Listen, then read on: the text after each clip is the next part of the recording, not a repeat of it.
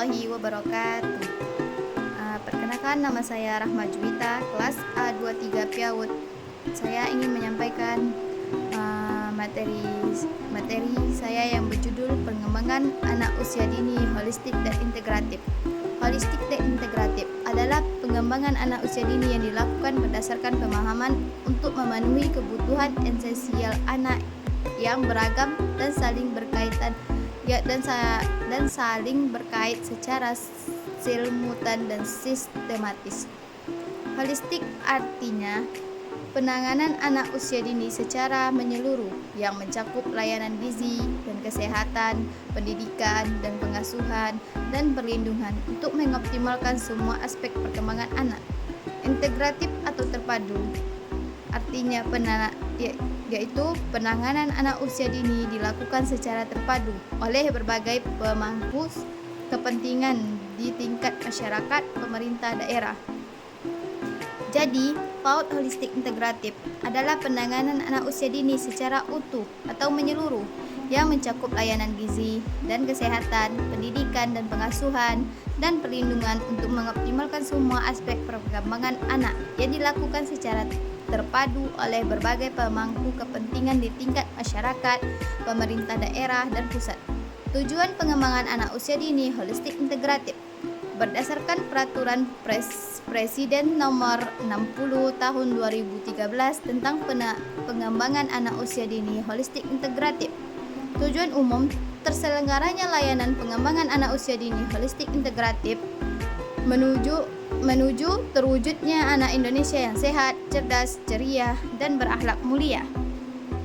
Tujuan khusus terpenuhinya kebutuhan esensial anak usia dini secara utuh meliputi kesehatan dan gizi, rangsangan pendidikan, pembinaan moral emosional, dan pengasuhan sehingga anak dapat tumbuh dan berkembang secara optimal sesuai kelompok umur. Terlindunginya anak dari segala bentuk kekerasan, penelantaran, perlakuan yang salah, dan eksploitasi dan dimanapun anak berada. Terselenggaranya pelayanan anak usia dini secara terintegrasi dan selaras antara lembaga layanan terkait sesuai kondisi wilayah. Terwujudnya komitmen seluruh unsur terkait yaitu orang tua, keluarga, masyarakat, pemerintah, dan pemerintah daerah dalam upaya pengembangan anak usia dini holistik integratif. Anak Indonesia Emas, anak Indonesia Harapan. Anak usia 0 sampai 8 tahun. Anak usia dini periode kelima tahun pertama kehidupan anak merupakan masa emas.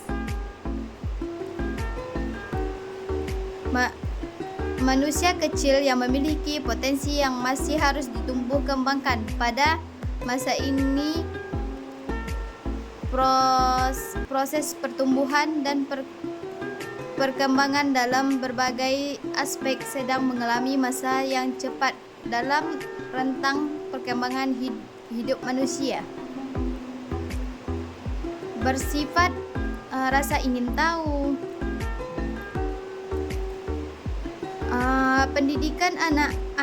Pendidikan anak usia dini, kajian teoritis, empiris, dan kebijakan. Pengertiannya supaya suatu upaya pembinaan yang ditujukan kepada anak sejak lahir sampai dengan usia 6 tahun yang dilakukan melalui pemberian rangsangan pendidikan untuk membantu pertumbuhan dan perkembangan jasmani dan rohani agar anak memiliki kesiapan dalam memasuki pendidikan lebih lanjut. Undang-Undang Nomor 20 Tahun 2003 tentang Sistem Pendidikan Nasional. Periode kelima, tahun pertama kehidupan anak merupakan masa emas. Lembaga pendidikan memegang peran dan posisi kunci dan fundamental dalam mengoptimalkan potensi anak karena Pengalaman PAUD memberikan pengaruh yang membekas sehingga melandasi proses pendidikan dan perkembangan anak selanjutnya. Faktor yang mempengaruhi Pusat Pendidikan pada PAUD. Gutama 2003 menyatakan bahwa penanganan anak perlu dilakukan secara holistik dan integratif dari aspek medis dan neurologi,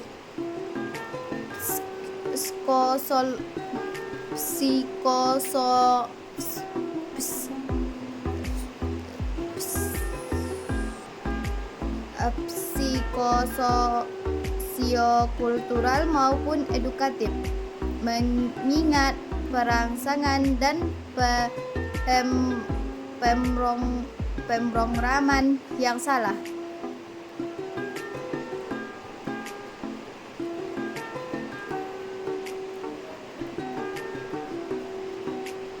Mengingat perangsangan dan pemrograman yang salah atau kurang pada masa usia dini dapat berakibat buruk pada perilaku masa dewasa. Kondisi PAUD di Indonesia. Pelayanan masih bersifat parsial, belum memenuhi seluruh aspek kebutuhan esensial anak. Rendahnya pemahaman pendidikan dan tenaga kependidikan serta para pemangku kepentingan tentang pentingnya pengembangan anak usia dini yang holistik integratif. Kualitas pengelolaan kurang profesional. Fasilitas pelayanan kurang memadai.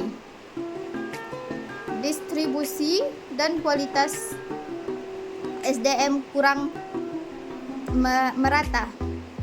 Keterbatasan dana. Lemahnya koordinasi atau kerjasama dengan lembaga lain yang terkait. Solusi yang dapat diberikan: 1. Menjalani kerjasama dengan pihak atau lembaga lain yang mempunyai kewenangan dan kemampuan dalam memberi layanan kepada anak, seperti Dinas Kesehatan, Ikatan Dokter Anak Indonesia, Ikatan Bidan Indonesia, Komisi Perlindungan Anak, Yayasan Kesejahteraan Anak Indonesia, Lembaga Perlindungan Anak. Yang kedua, parenting. Aspek yang harus ditingkatkan pada anak dengan menggunakan pendidikan holistik, aspek pendidikan, aspek kesehatan dan gizi, aspek pengasuhan, deteksi dini tumbuh kembang anak, aspek perlindungan, keholistikan peran lembaga dalam pengembangan PAUD. Terjalinnya hubungan yang harmonis antara lembaga terkait sehingga memperkecil rasa ego sektoral yang selama ini sangat kuat. Terwujudnya program bersama dari lembaga terkait dengan sasaran anak usia dini, mengoptimalkan peran masing-masing lembaga terkait sesuai dengan kewenangan, menghindari adanya program yang tumpang tindih dari lembaga-lembaga terkait sehingga berdampak pada pemborosan biaya. Terwujudnya sinkronisasi program dari masing-masing lembaga terkait untuk mengoptimalkan potensi anak. Dengan demikian, layanan yang menyeluruh atau holistik yang meliputi layanan pendidikan, pengasuhan, perawatan, kesehatan, gizi, dan perlindungan anak dengan mengintegrasikan sebagai lembaga terkait menjadi sangat penting guna mengoptimalkan potensi anak. Merancang PAUD holistik integratif. 1. Perencanaan. Mengidentifikasi potensi lembaga PAUD menentukan kebutuhan yang terkait dengan program holistik integratif, kebutuhan pendidikan, pengasuhan, kesehatan, dan gizi, dan perlindungan anak. Menyusun draft rencana program tahun penyelenggaraan PAUD holistik integratif. Menyusun draft rencana anggaran selama 1 tahun. Mendiskusikan draft rencana program dengan mengundang orang tua, stakeholder, tokoh masyarakat, dan pihak terkait. Sosialisasi program penyelenggaraan PAUD holistik dan integratif pada semua pihak yang terkait. Menyiapkan saran dan prasarana sesuai dengan kebutuhan. Menggali dana dari berbagai sumber dan tidak mengikat sesuai dengan kebutuhan. Menyiapkan administrasi yang diperlukan seperti surat menyurat, administrasi pembelajaran keuangan, dan lain-lain. Pelaksanaan kegiatan pembelajaran. Wujud dari layanan pendidikan yang dalam pelaksanaan disesuai dengan situasi dan kondisi masing-masing lembaga. Sebaiknya pendidikan dan tenaga kependidikan dapat memilih dan memilah metode, media, sumber belajar, sarana, serta waktu pembelajaran sesuai dengan tahapan usia dan tumbuh kembang anak yang sesuai dengan Permendikbud nomor 137 tahun 2014 tentang standar PAUD. Bentuk parenting yang dapat dilakukan guna mewujudkan kesepahaman antara pendidik dan orang tua dalam mendidik. Melibatkan orang tua di kelas sebagai peserta didik. Kegiatan ini dapat dilakukan 6 bulan sekali. Memberikan penyuluhan tentang bagaimana mendidik anak yang tepat sesuai dengan pertumbuhan dan perkembangan. Hal ini dapat dilakukan 1 bulan sekali. Bentuk lain yang sesuai dengan situasi dan kondisi baik lembaga maupun orang tua. Untuk lebih mengoptimalkan kualitas pembelajaran dalam pelaksanaan dapat melibatkan lembaga yang berkompeten sebagai Dinas Pendidikan, Himpaudi, IGTKI, atau lembaga lainnya yang terkait. Layanan kesehatan dan gizi meliputi kesehatan badan dan kesehatan gigi. Pemeriksaan kesehatan badan 2 bulan sekali, kesehatan gigi 4 bulan sekali. Pemberian vitamin dan vaksinasi dilakukan oleh tenaga medis. PAUD dapat bekerjasama dengan bidan, dokter, atau dinas kesehatan atau puskesmas terdekat. Gizi seimbang. Asupan gizi seimbang sebaiknya diberikan secara berkala, minimal seminggu sekali. Menu yang diberikan sebaiknya bervariasi, terjangkau, disesuaikan dengan kemampuan orang tua, namun tetap memenuhi kebutuhan gizi anak. Lembaga PAUD dapat berkonsultasi dengan ahli gizi dari dinas kesehatan atau puskesmas terdekat. Orang tua dapat memanfaatkan potensi yang ada di sekitar untuk memberikan gizi. Deteksi dini tumbuh kembang anak atau DDTK. Deteksi tumbuh kembang anak harus dilakukan oleh lembaga PAUD untuk mengetahui sedini mungkin penyimpangan pertumbuhan dan perkembangan anak.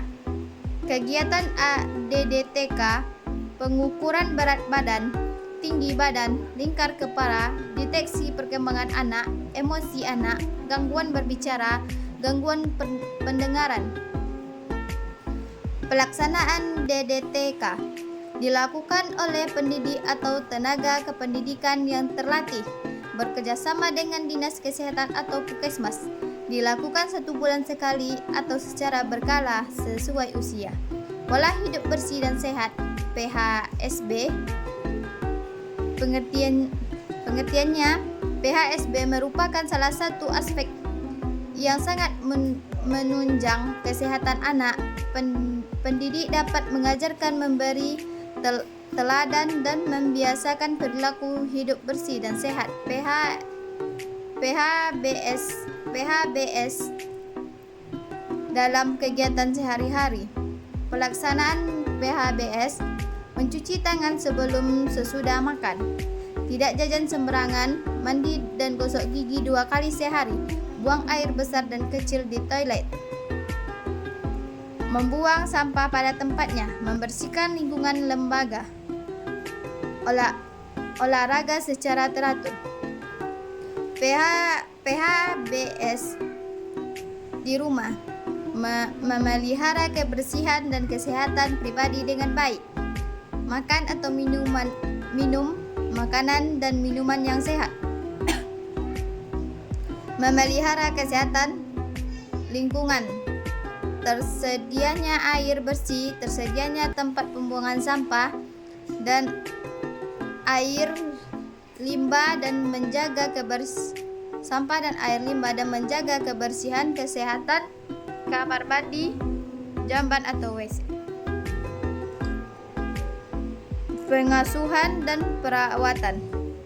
Pengasuhan salah satu kebutuhan esensi anak yang sangat mempengaruhi pertumbuhan dan perkembangan anak. Tingkah laku dan praktik pengasuh memenuhi kebutuhan makan, menjaga kesehatan, memberikan stimulasi, dukungan sosial dan lain-lain. Ciri-ciri pengasuhan: hubungan kasih sayang, kelekatan atau keeratan hubungan yang tidak terputus, interaksi yang memberikan rangsangan, hubungan dengan orang tua, hubungan dengan satu orang pengasuh. Melakukan pengasuhan anak di rumah sendiri. Perawatan hendaknya dilakukan sejak anak masih usia dini. Memulai perawatan yang baik, pertumbuhan dan perkembangan anak dapat berkembang secara optimal. Perawatan yang perlu dilakukan oleh orang tua diantaranya adalah perawatan kesehatan fisik, lingkungan dan perawatan lainnya. Perlindungan anak. Undang-undang yang mengatur perlindungan anak.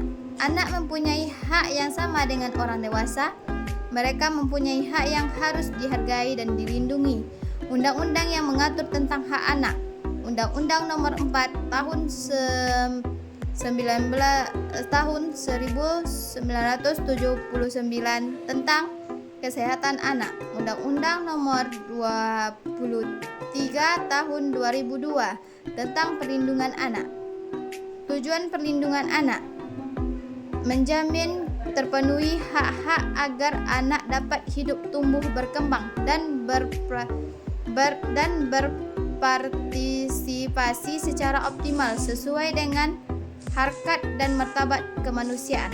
Hal yang perlu mendapat perlindungan dari kekerasan fisik dan mental, diskriminasi, eksploitasi, human trafficking, dan tindakan asusila lainnya. Solusi yang dapat diberikan: sosialisasi lembaga PAUD atau pendidik, orang tua, masyarakat. Pengadaan seminar, orientasi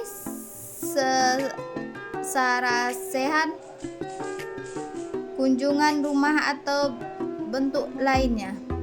Kerjasama lembaga PAUD dengan lembaga perlindungan anak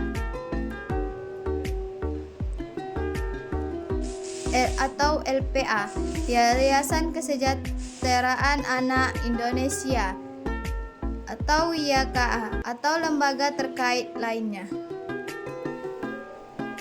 Parenting atau pendidikan ke orang tuaan bertujuan memberi pengetahuan dan keterampilan kepada orang tua tentang cara mendidik, merawat, dan mengasuh anak usia dini secara tepat.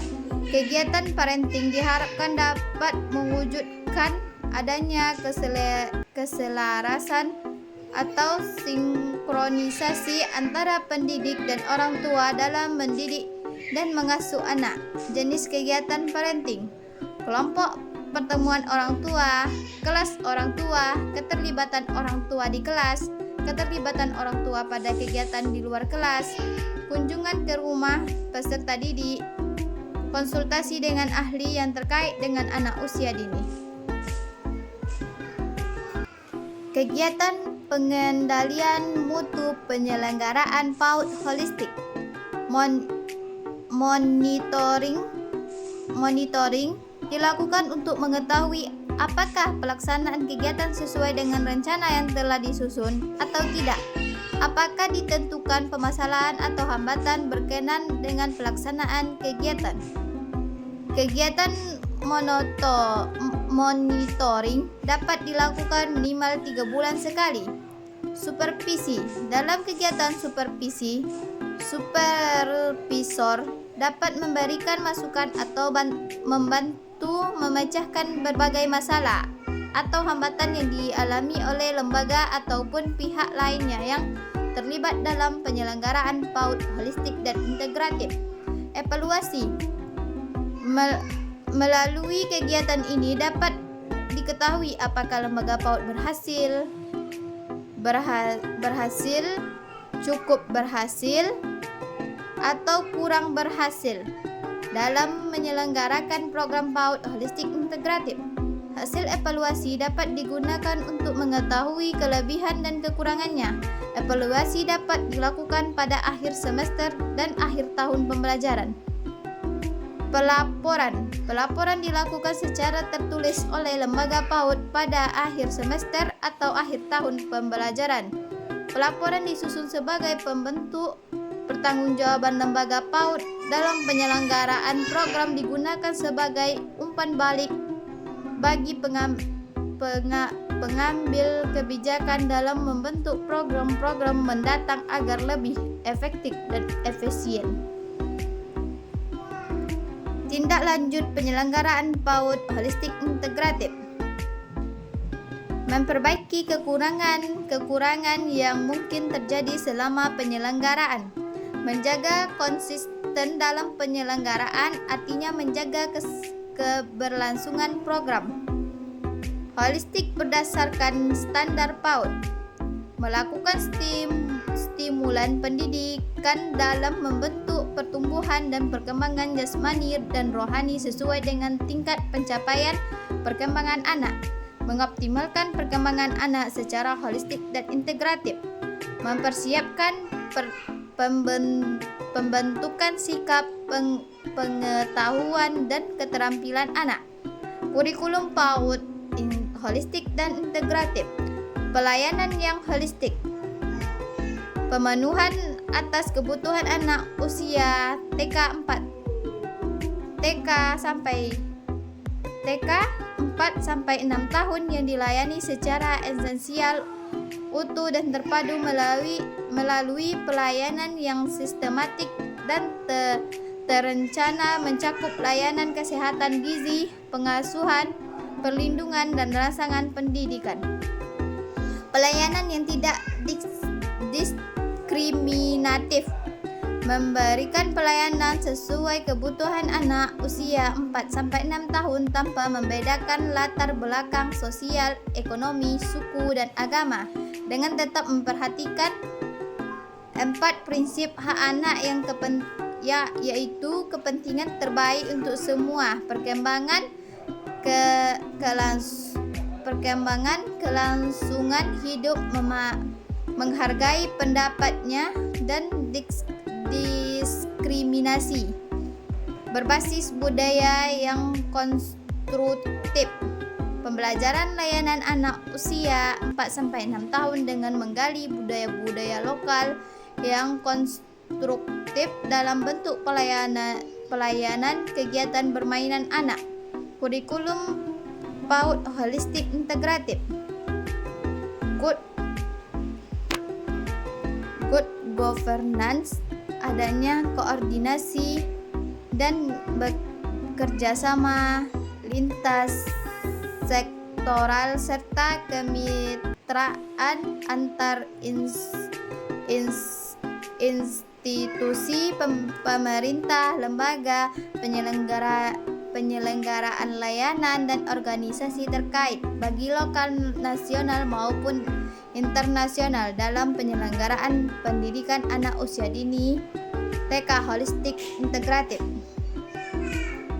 Berorientasi pada kebutuhan anak. Kegiatan pembelajaran pada anak harus senantiasa berorientasi pada kebutuhan anak. Belajar melalui bermain. Menggunakan media edukatif dan sumber belajar yang aktif, inovatif, kreatif, dan menyenangkan. Kurikulum PAUD holistik integratif. Lingkungan yang kondusif. Lingkungan harus diciptakan sedemikian rupa sehingga menarik dan menyenangkan dengan memperhatikan keamanan serta kenyamanan yang dapat mendukung kegiatan belajar melalui bermain. Menggunakan pembelajaran terpadu. Pembelajaran TK harus menggunakan konsep pembelajaran terpadu, yaitu dilakukan melalui tema. Tema yang dibangun harus menarik dan dapat membangkitkan minat anak dan bersifat kontekstual. Mengembangkan berbagai kecakapan hidup yang dilakukan sebagai pembiasaan. Mengembangkan keterampilan hidup dapat dilakukan melalui berbagai proses pembiasaan. Hal ini dimaksud agar anak belajar untuk menolong diri sendiri, mandiri, dan bertanggung jawab serta memiliki disiplin diri. Kurikulum PAUD holistik integratif. Pemanfaatan teknologi informasi. Pelaksanaan stimulasi pada anak usia TK jika dimungkinkan dapat memanfaatkan teknologi untuk kelancaran kegiatan, misalnya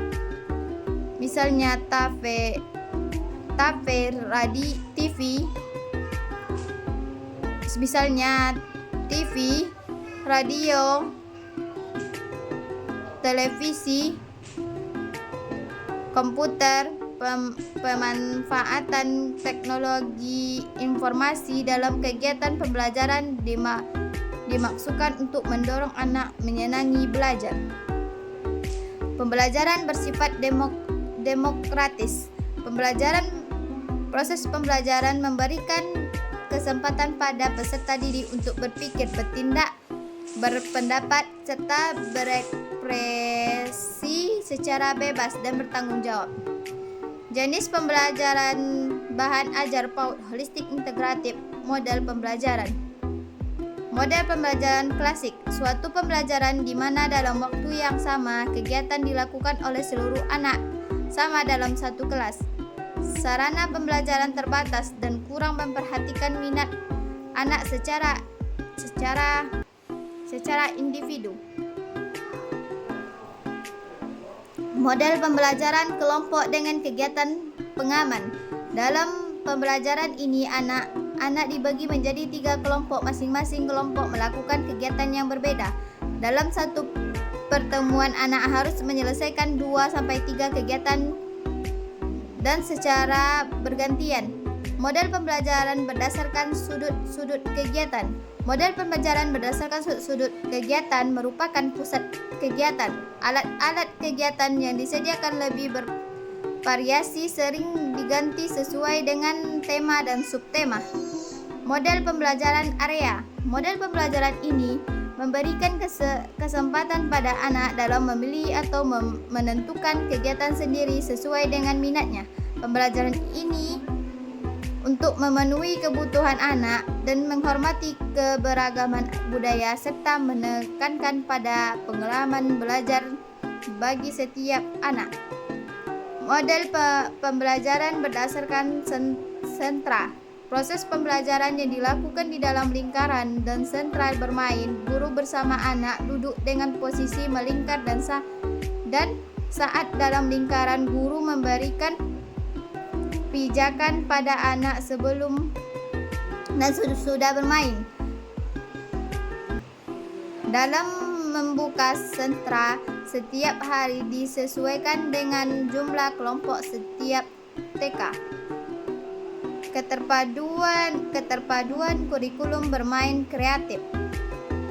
Menurut Dog.G dan Kolker tahun 2000,